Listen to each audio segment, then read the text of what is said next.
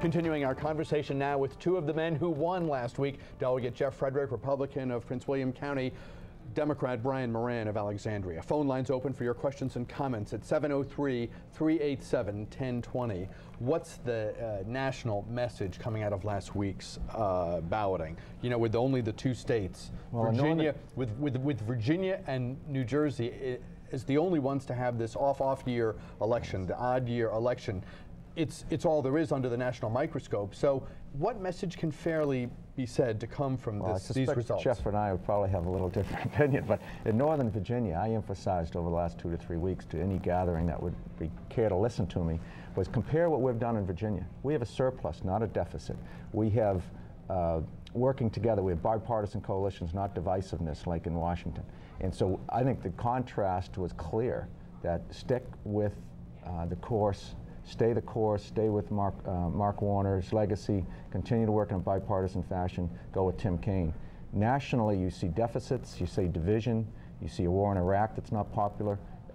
And so in Northern Virginia, I think that resonated with the voters, that and it did, frankly. If you look at the voting results, Alexandria 70% went with Tim Kaine, Arlington County 71, 72%, and even Loudoun and Prince William, which were off the charts for Democratic candidates prior to Tuesday, are now in the battleground, and we'll show those numbers. You lead me to my next graphic, but we'll show that in a minute. And I'd partly agree with the fact that some of the things going on at the national level are discouraging people at the local level, but I really think that this race was about local issues and what's going on in Virginia. You know, Tim Kaine made a promise about controlling growth. That's something that I promised too, and I look forward to reaching out to him and trying to keep our promise together and trying to deal with our growth issues in Northern Virginia. I also look forward to working with him on transportation. But I think that I think the national issues had to deal with some disenchantment, some upset, some anger with Republicans in general. I think that helped. But at the same time, I think that these issues were run on personalities and on issues, and I think that Tim Kaine did a better job at getting to know the voters and introducing himself to the voters than Jerry Kilgore did. If Republicans at the national level do nothing in response to the mood that might be out there, does that portend certain things for 2006? In other words, should they use this as a learning opportunity? I absolutely think so. I think the president needs to do something about our borders. I think that we have got to get the spending under control in Washington. And I think that the Supreme Court thing was something that had a lot of people upset, particularly the more conservative, the more Republican base. But I think that you know, he made good on that about a week ago or 2 weeks ago. But I think really the deficit, I think, is a big issue, and the spending that's out of control in Washington, building bridges to nowhere in Alaska, that doesn't register with people. But I really think that Virginia as well. You know, we need to look at. I don't think we have the rosy fiscal position that Brian has illustrated. We really don't. We haven't had budget reform in Virginia in over 30 years. We really need to get the spending under control in Virginia as well, because the answer is not to keep going to the people and asking them for more money. Republican Congressman Tom Davis said when you play to your rural base, you hurt yourself with moderates.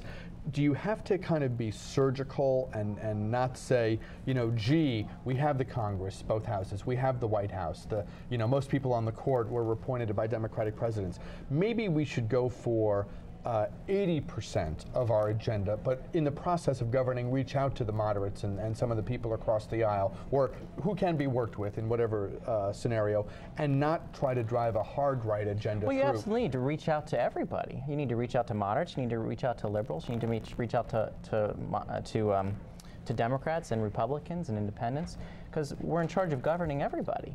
And going after one or the other isn't going to work. But you certainly have to, when you're talking about party politics, you have to, you know, manage your base in such a way. But definitely go after the issues that are important to most people and work on those issues. Let's pick up on line one. Talk to Bob in Arlington. Bob, thanks for watching. You're on the air.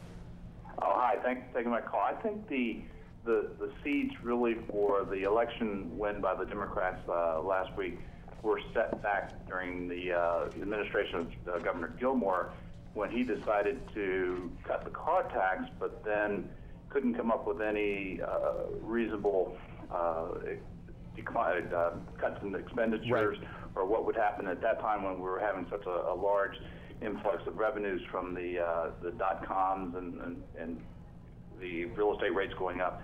What would he do when that stopped? And when it did stop, and we had the reduction in income because of the car tax, it set the stage for the Democrats coming in and saying, yes, you know, we see that we are losing the bond rating. Our bond rating is dropping, Right. and we have to Right. do something about it.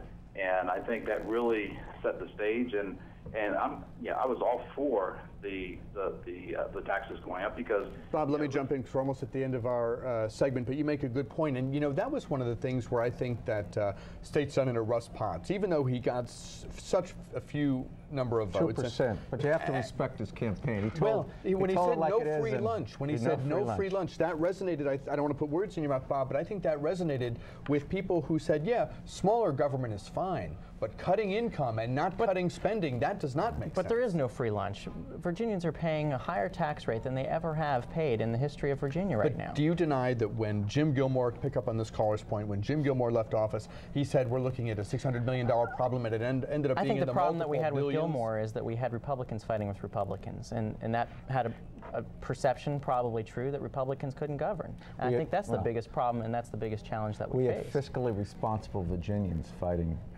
Republicans. John Chichester fought Jim Gilmore. He's a fiscally responsible Virginian, would be how I would view that. But the fact is that look at the car tax for a good example. If we hadn't capped the car tax last year, if we would have kept our promise that many of us made, including the governor, if we'd have kept our promise because of the surplus that we're running right now, we'd have 100% phase out right now. It would have triggered at 100%. That's a promise that we all made, and we really need to keep our promises. Well, and then we wouldn't have come up with the $800 million we put into transportation. We wouldn't come up with the $150 million that we reduced the food tax. But we're on track for a $3.5 billion surplus right now. That provides us the opportunity now to address transportation, address education, and address tax reform. Eliminate the estate tax. That costs another $300 million. But you can't do that if you'd use it all for the car tax. No, but it's absolutely about priority, and we made a priority in past campaigns that we would get rid of the car tax, and that's something that we need to absolutely keep that promise. His promise was that it would cost $600 million to eliminate, and it's twice that. Well, it could be that.